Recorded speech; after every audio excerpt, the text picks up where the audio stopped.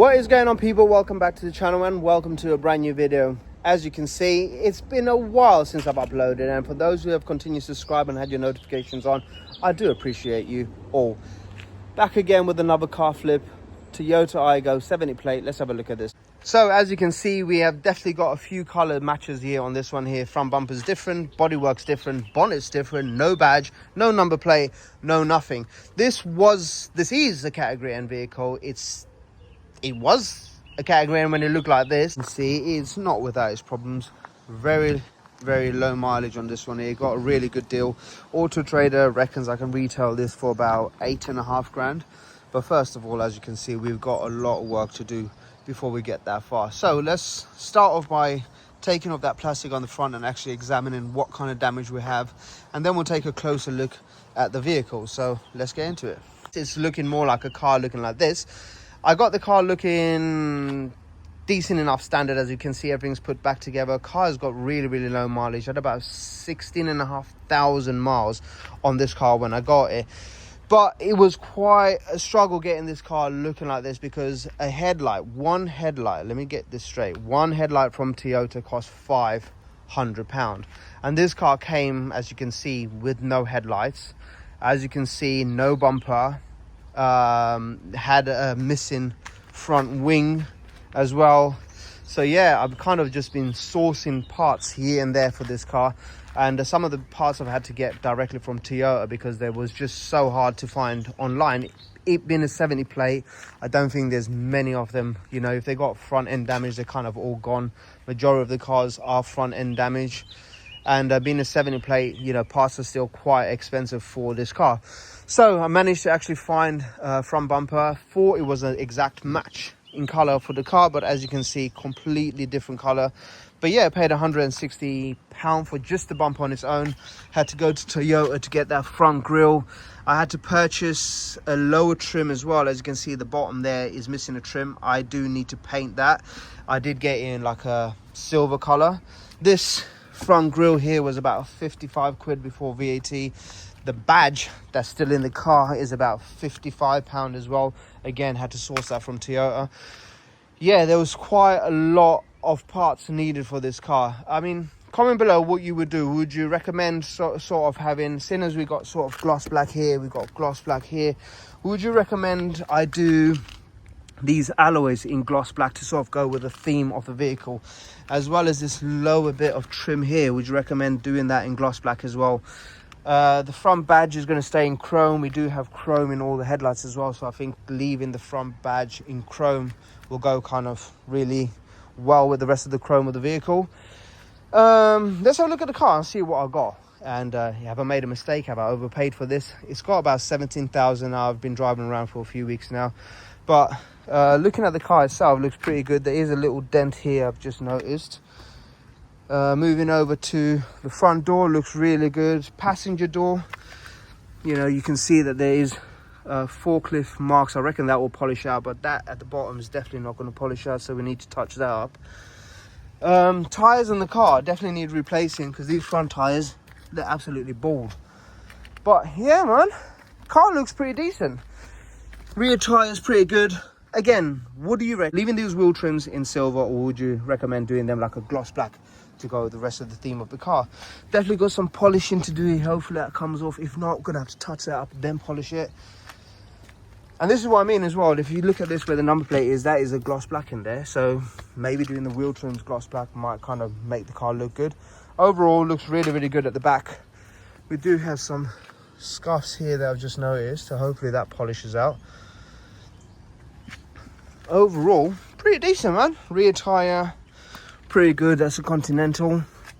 And the good thing is these hubcap things, these hubcaps are in pretty decent condition. So even if I was to leave them silver, you know, would make the car look really good, because there's not much scratches on them and stuff like that. So comment below, what would you do? Leave them silver or paint them black?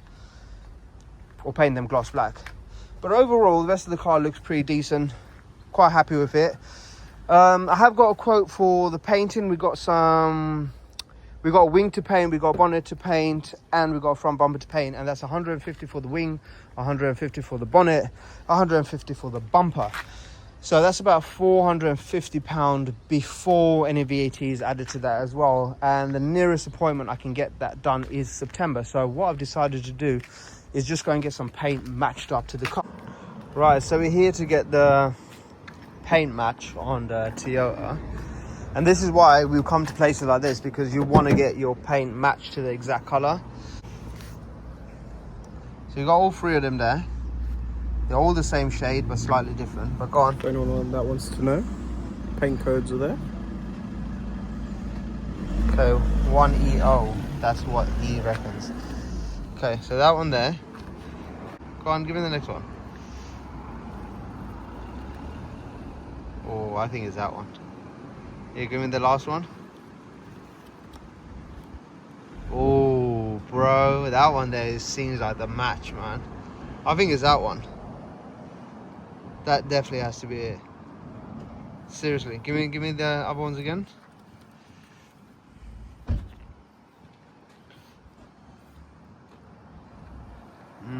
That one's got good flake. I think it's this one. I think it's that one. What, the first one? Yeah, I definitely think it's that. Nah, that's got too much of a light. Come on then, just give him. Look, that goes light, dark, and then like. Yeah, look how light that is in the sun, man. Nah, that one. No, that's too much flake, too small on that. That's got a dark. No, it's not. It looks it. It looks it, but it's got a darkness behind it. This has got brightness, bro. That one's got. Yeah, it's definitely that one. In the next video, I've decided that I am going to give it a go. Sand that wing down, sand that bonnet down, and sand that front bumper, and give it a go myself, because the next available appointment to get them painted is in September, which I cannot be waiting until September to get this car painted. The aim of the game when you're buying and selling cars is try and get cars out the door as soon as possible. As you can see, I've sort of gone far and beyond to get this car looking as good as it is. I have overpaid for this. I reckon I could have bought myself a really good car, or even maybe two cars for the price I paid for this one car. But it having such low mileage, you know, with Apple CarPlay, again, you know, I overpaid for this car. One of the main reasons, when I was looking at the mileage and they showed a picture like this, I was like, oh my god, it's automatic, 7-speed little gearbox. I was like, perfect, this will be a good seller. They did obviously show that, but for some reason, I don't know why, I kind of ignored it. I just thought, oh, because some cars have these kind of gear sticks, but they're actually automatics, and they look like they're manuals. But obviously, I kind of really ignored the fact that, you know, it looked like that. Yeah, I looked at that and I was like, oh yeah, nice, it's an automatic. So I think I overpaid for that very reason. So as you can see, I've kind of put some, you know, hard work into getting this car looking as good as it is. When I got it, it looked like this, you know, absolute mess. And over time, sourced the parts off eBay. It's taken me over a month to get this car looking as good as it is, because of the cost of all the parts was just so expensive. Instead of waiting till September to get this car painted, it's cost me over £130. In fact, I'll run through the numbers at the end of the video, or when this car is painted. Hopefully it looks good. But at the end of the video, I will just sort of put all the pricing on the screen, what I paid for it, what all the parts cost me. I'm going to need to go through all the receipts as well, so just bear with me getting all them invoices together. At the end of the next video, when the car is painted and all complete and done, I will run through all the numbers, and that way there we can see if I've actually broken even on this car. But I'm going to be giving it a go. So tomorrow I'm actually going to sand down the panels and hopefully start painting the car, and hopefully it turns out really good, and then we can get this car listed up for sale and get some money coming in and move on to the next. So I do have plans for the channel. Sorry, I've not been uploading in ages. For those who have been subscribers to the channel from the beginning, appreciate your time, appreciate you continuously supporting the channel. And yeah, I've got massive plans, life-changing plans for me going forward. I was going to start a series of buying cheap cars, flipping them on, and sort of until I get enough money to buy a supercar, but it seems like everyone's doing that.